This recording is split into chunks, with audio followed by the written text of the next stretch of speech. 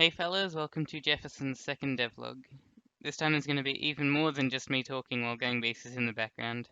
Not much more, but still. So, not long after I released the first devlog, I hurt my hands. They still aren't entirely better, but for 2 weeks I couldn't actually do any work on Jefferson. Though I did watch a lot of Bracky's videos and other devlogs.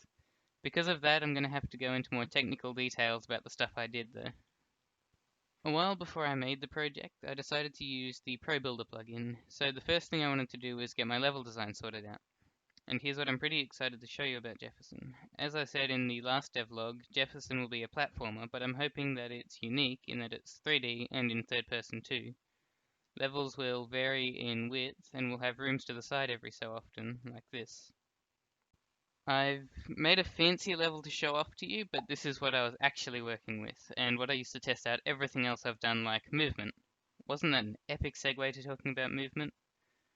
So the first thing that I did was look at Bracky's third-person video and go, nah, I'm making a third-person game, so I'm going to use this first-person video instead.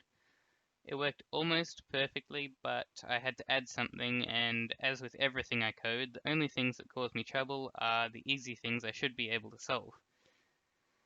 3 hours, a good night's sleep, and another hour was all I needed to stop this weird backwards dash thing from happening.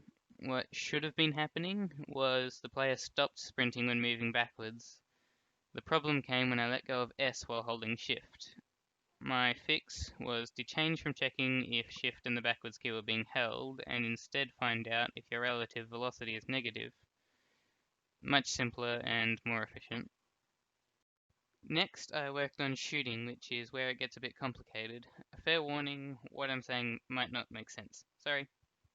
So, Bracky's has some really helpful videos on shooting, but he used what is called raycasting.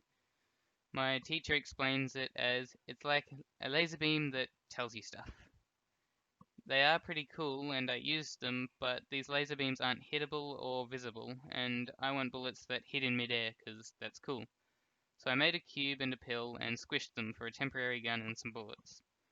Then I started following the video with a really good idea of how I was going to change it to suit my needs.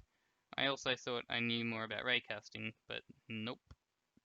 My idea was that I could shoot a ray from my camera, which rotates around a pivot point straight forward. I could then find the point that the ray hits and grab the rotation of the camera pivot. I thought that if I used some math, I could make the bullet come out at the correct angle. The problem with that was that the camera pivot was a child of the player, and its rotation was always the same.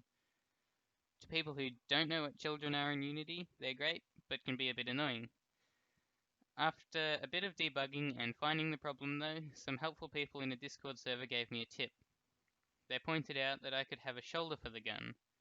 Changing their idea, I made an object that would look at the point the ray was hitting. After that, I could make a bullet look the same way as this new object. Before I get into things outside of game dev, I know I haven't talked much about a story for Jefferson, but please leave a comment with ideas for the game. You guys will 100% have an impact on features. Cheers. In the last video, I said that I was following 2 awesome exercise programs and that I also recommended them. I still reckon that they're great apps, but I've decided that I'll listen to the advice I've been given. Because of my age, it's better that I do more cardio like bike riding, etc. So what I'll do is combine TUT, or time under tension, and normal cardio. In less fancy words, this just means that I'll do harder, shorter bursts of running, riding, and swimming. Other than that, there's one other thing that I'm really excited about. I bought a 35-inch monitor recently, and it's a few days away from arriving. It won't be here before this video is released, but I am super excited. It's definitely going to help with game dev, giving me all that extra real estate. And that's it. Thank you if you watched this far. It'd mean lots if you could leave some feedback on the video, and I hope you'll stick around for the next one. See ya.